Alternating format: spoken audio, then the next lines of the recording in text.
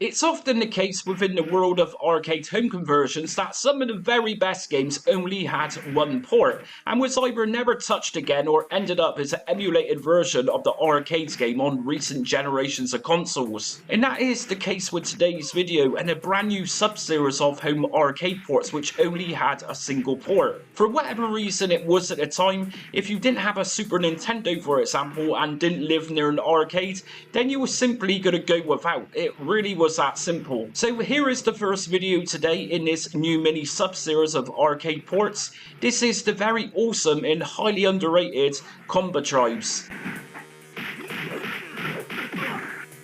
This action-packed beat-em-up by Technos Japan Corp released in 1990, and fans of the beat-em-up series, Renegade and even Double Dragon will absolutely love playing this, and you will most certainly see similarities throughout the Combatribes too. For example, Renegade, which released prior to this, had the same mechanics of gameplay. We have a relatively small playing area per stage, and the task is to take down all of the bad dudes in order to take on the round's boss. Although you could say that Renegade and even its successor games were fairly basic compared with the Combatribes. In terms of moves, although the sequel to Renegade on the home computers being Target Renegade did work on the attack moves which can also be found in this game too. We can run and jump kick into enemies, punch their faces in whilst enemies are on the floor, smack enemies' heads together, which looks very awesome. In other words, there is a whole array of very cool looking attack moves with the Combatribes. So why is the Combatribes so similar to Renegade then? Isn't that plagiarism of some kind? Well, very simple to explain here. Renegade was pretty much developed by the same team of brains who were behind the Combatribes, this being Technos, and Technos were obviously working for Taito at this point.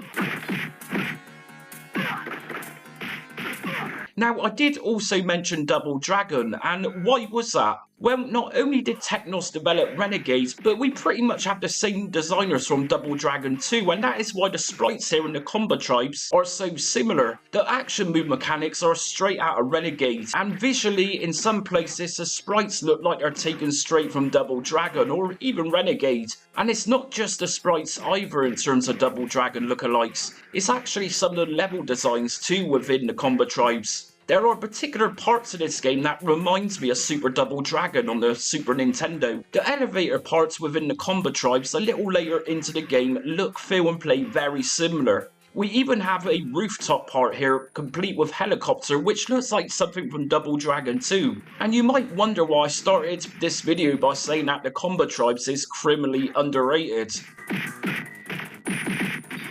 So the point of this video then is to actually highlight if the only port Combatribes ever actually officially received is actually any good. The setup of the arcade 1990 game is fairly simple. We can select to play as one of three characters here. Although once we select a character from the start of the game, we cannot change during gameplay. You're essentially locked into play as one fighter and one fighter only. We can also of course play the arcade game as a two-player game. There are 6 different stages, each themed differently, although the game actually referred to these as acts. As I highlighted, it's similar to Renegade in that we take on gangs and then along comes a boss. After the boss is beaten, we move to the next act. Now Act 6 is particularly brutal. It's a combination of taking on all the different gangs and the bosses which we fought throughout the game. So let's take a look at the Super Nintendo release then and weigh up if this was actually any good in comparison.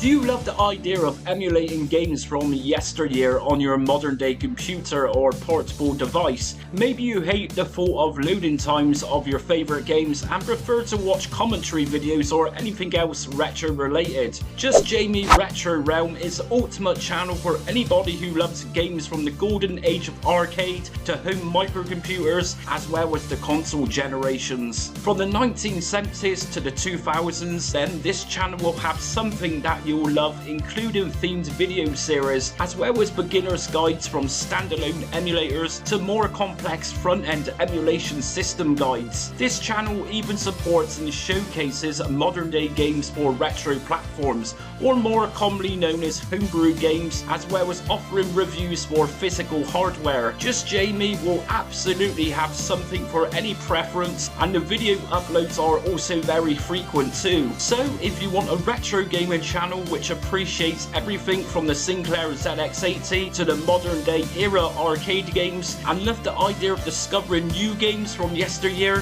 hit subscribe and set notifications so you don't miss out on almost daily content. This released in 1992, and you might be pleased to know that a couple of the programmers, artists and even director from the arcade game also had a major input in this port's production. So firstly then, we do have some changes made, but this isn't necessarily changes that seriously alter the game like some ports have done in the past. But we actually get some storyline to this version. A nice introduction storyline screen with some really nice bright and contrasty animations of the characters within the game we can play as. Once the introduction video is done, we are then presented with the Combatribes logo, and from here we can go straight into the options menu and take advantage of what this version can actually give us. So we have two modes of difficulty, that being normal and hard modes. I opted for the default normal mode here, and that was suitable for me. We also have a hit option to enable or disable. Now this is handy if you're going to go for a two-player mode where you can choose to hit each other alongside the enemies on the screen. We also have a continue selection here. Now if you're new to this game, I totally suggest maxing this out to 7,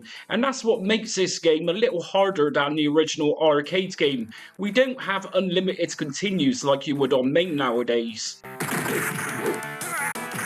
Back in with the main game options, we have a selection of different versions to play as a part of the versus mode, where we can actually fight each other. Now, who remembers a Double Dragon on Nintendo Entertainment System? A very similar setup just here. We are straight into the character select screen next, and this looks slick as we scroll through all 3 different characters. As I always begin the game with Berserker, that's exactly who I chose. Now, a real beauty about this Super Nintendo port is that, like the arcade version, once we died, we couldn't actually choose to play as another character. But in this Super Nintendo port, we can actually do just that. So once we die, all we need to do is press select button, and then we can actually begin the game from where we just left off, but playing as a totally different character, which I found pretty awesome. Something I did pick up on straight away from Act 1 is that we don't have motorcycles riding through here to drop off gang members, and sadly we don't have objects to pick up and throw either, which is a little bit annoying as this made the arcade game quite fun at times. The main action is actually really nicely implemented here.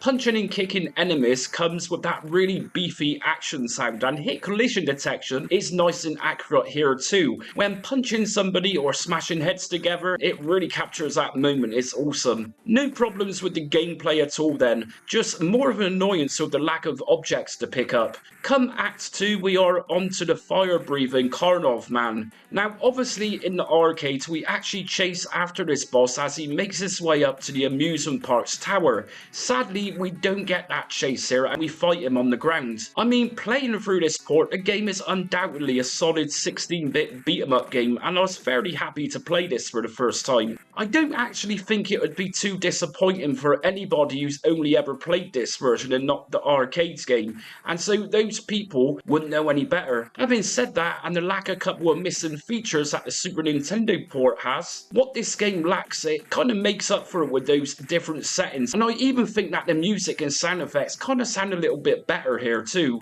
It's also much more vibrant and colourful here in that glorious 16-bit Super Nintendo colour palette. As for Combatribes in general, like I said, a hugely underrated beat-em-up, and I truly hope this video gives this game a little bit more publicity. So anyways, that's it for today's video. Let me know what you think about Combatribes on the Super Nintendo, if you've actually ever played it, or are you actually brand new to the Combatribes altogether, and are you actually really impressed by what you see? Anyways, as always, leave a comment in the comment section, and until next time, thanks for watching and stay retro.